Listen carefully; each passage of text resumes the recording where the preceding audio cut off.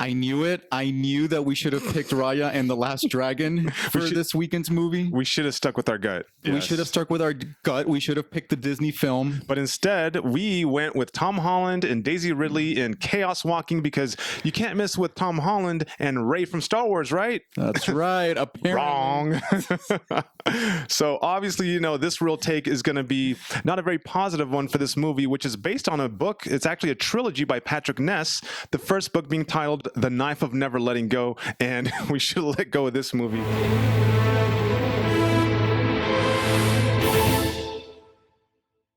Welcome back to another fresh reel take from the Real Screeners. My name is Beto and this is my co-host Lenny. And before we get into our review of Chaos Walking, we want to remind you as always to subscribe to our channel if you enjoy our reviews. And don't forget also to look us up on various podcasts. And so let's jump right in. This movie is directed by Doug Liman and it stars Tom Holland as Todd and Daisy Ridley as Viola. And I also want to mention, of course, Mads Mikkelsen, who is best known for playing the role of Hannibal in the series Hannibal. And here he plays the antagonist or villain in Chaos Walking, the mayor, of course. And so what we have here is basically a dystopian story, of course, set in the future in a planet known as New World. And basically you have a colony of just males, right? Women have been... they've disappeared for whatever reason. Yes. Well, I mean, they've been exterminated, I would say, right? Or is that giving too much away? Yes. Who cares?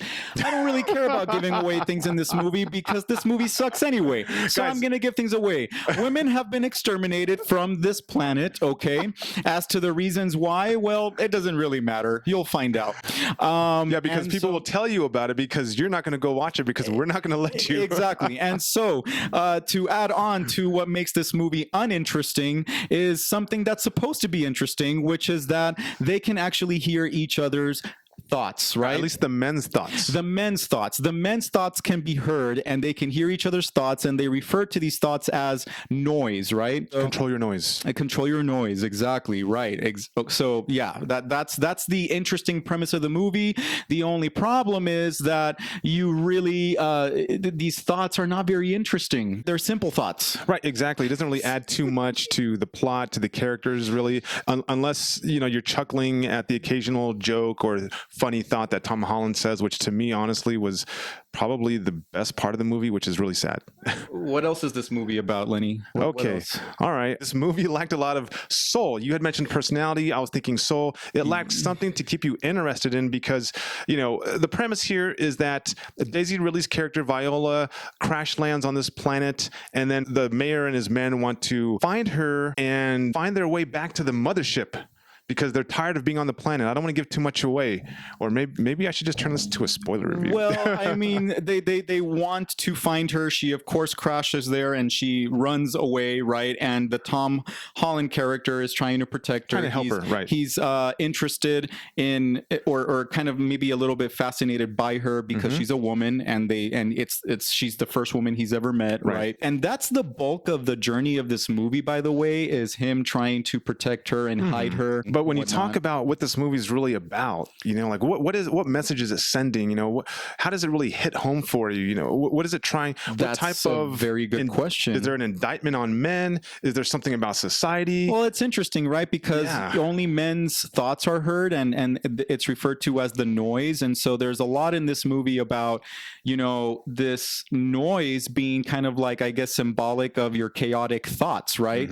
Or how you know, you have to have control of your emotions, and only when you master that can you actually have control of your noise, right? And the more you have control of your noise, the better off you are, because people cannot hear what you're constantly thinking, right? And so that's good that you took something from that, because they don't really develop that or really weave that as far as like mastering that. That could have been a big part of this movie to really bring out their characterization, be more compelling. And building off of what you just said, there seems to be more to this phenomenon, if you want to call it that. There seems to be like a projection phenomenon where they can actually use this as more of a power to their own benefit and things like that. Right. It reminds me of Star Wars. Kind of like kind of like how throughout the years Force. the Jedi, right? Their power Yeah. set kind of evolves, and is it random? I mean, what's going on here? Again, not very well explained. A lot of lack of explanation going on here. Like, why does the planet have you able to hear people's noise? Like, what is it about the planet? Is it sentient? What's going on here? Is there another race that's doing it?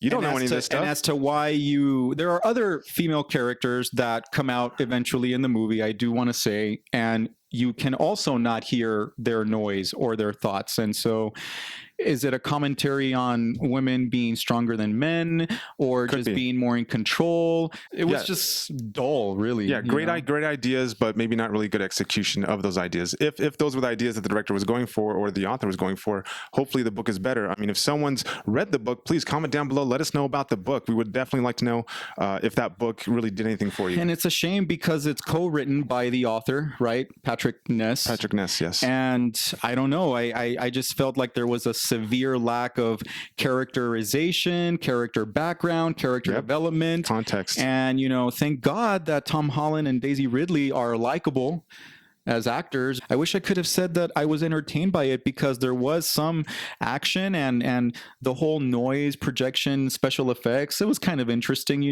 but they didn't really do much with it. Right, It exactly. was just kind of like, The movie just went through so quickly.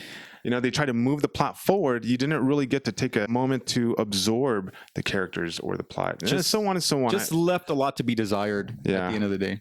Yeah. Well, I'm sorry, guys, if we burst your bubble on this movie. I can imagine a lot of you are interested in this because you've got Daisy Ridley, you've got Tom Holland, and it's sci-fi. I mean, seems like a good combination, but thumbs down for us. The Tomato Meter critics rating is 25%, which obviously is a big splatter, big rotten rating. And my rating easily is going to be rotten as well. This is 2 reels out of 5 for me. Easily. Not even worth streaming. I was really looking forward to it as a sci-fi fan, and of course with good actors like Daisy Ridley and Tom Holland, and this movie sucked. Big time. I'm really tempted to give it like less than 2 reels, So but was I. I'm going to give it 2 reels as well. Yeah. So that wraps up our review of Chaos Walking, guys. Let us know in the comments down below if you've read the book. Like I said, if you like the book, if you've seen this movie, let us know your thoughts. We would love to hear that discussion from you guys. Absolutely. And don't forget to look us up on social media. We're on Facebook at Real Screeners.